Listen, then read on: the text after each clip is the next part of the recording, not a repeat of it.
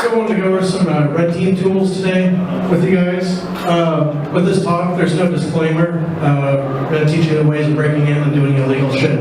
Plain and simple. So I absolutely guarantee if you do any of this without any explicit permission or authorization, you will get arrested.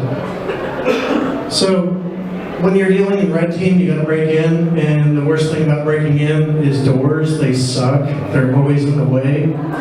And they're a pain in the ass because sometimes they have unique mechanisms on it. So let's just get right to it. Let's break some shit. Let's get into stuff. We're going to go through 3 techniques. All 3 of these techniques, not only can you buy the tools to do this, you can actually make the tools for free or get them for damn near free at a hardware store. So with doors, one quick thing to always remember is when you're trying to bypass them, you don't want to draw attention to yourself. And you want to make sure that you're somewhat discreet and quiet. That's why you can't use a lockpick gun. If someone sees you down the hallway using one of these things, they're going to hear you and want to know what you're doing with the medical records cabinet. So, one great thing to bypass a door is a K22 hook. And that's what this is. It's under the door hook. And what you do is you slide the top part under the door, and this handle on this end, you maneuver it around. Then you can maneuver this handle on the top part right here, hooks the door handle on the other side. Now this wire is just piano wire. You got the ring at the end. You just pull that once you get it on the other side. What that does is that pulls the lever of the door from the other side, allows you to open the door from the other side. So you don't have to pick a lock, you don't have to do anything, you don't have to worry about any of the motion sensors or the ID cards, you just open the door, clean and simple. If you're going to transport this, there's one piece of advice. What appears to be a good idea, do not carry it in a soft rifle case. You're going to make friends with the TSA real quick. And they're going to take you to a nice little room and have a nice discussion with you for about 3 hours.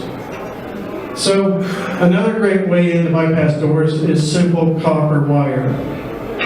Just this simple stuff you get at the hardware store, you get it at Radio Shack and whatnot.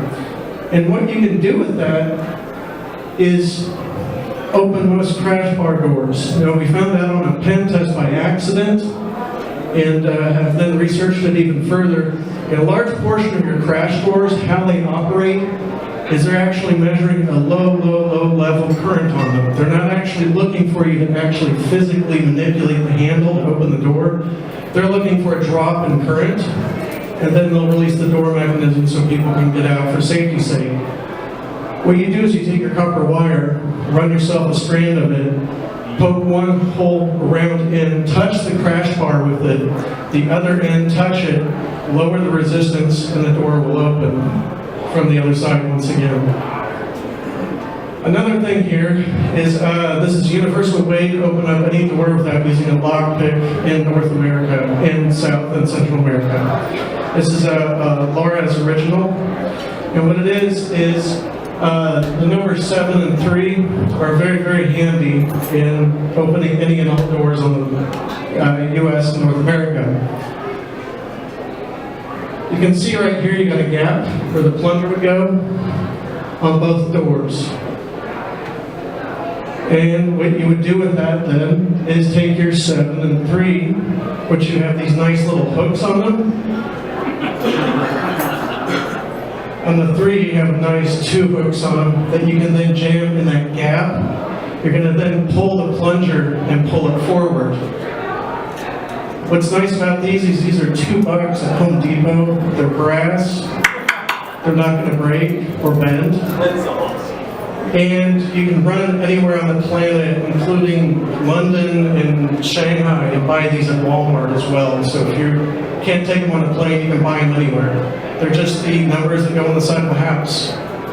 But it's better than any door shim, any shove-it tool that you're going to find online, any lockpick form that's selling you crap. This is $2 at a store, it's going to work better. And if you get caught trying to sneak in somewhere, cop or security guard is going to think twice about a shove-it tool or lockpick set.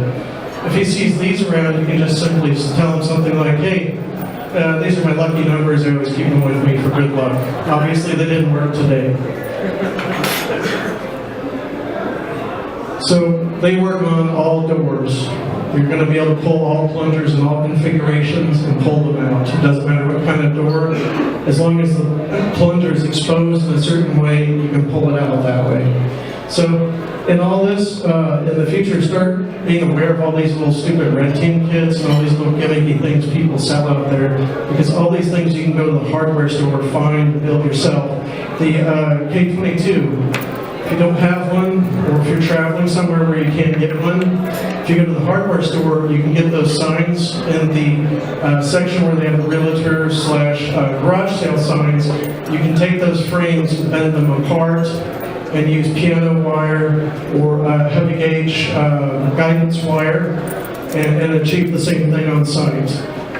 If you're on site somewhere, but you don't have a 7 or 3 handy, and you're in an office building, you can take apart a 3-ring binder, and one of the hooks from the 3-ring binder works just as well as a 7 or 3 to reach in that little gap and pull the plunger out. So if you're looking for these tools or anything, have questions on them, just give a shout. We always like to help people find tools cheaply and hook people up with other bits of information on them. Any questions?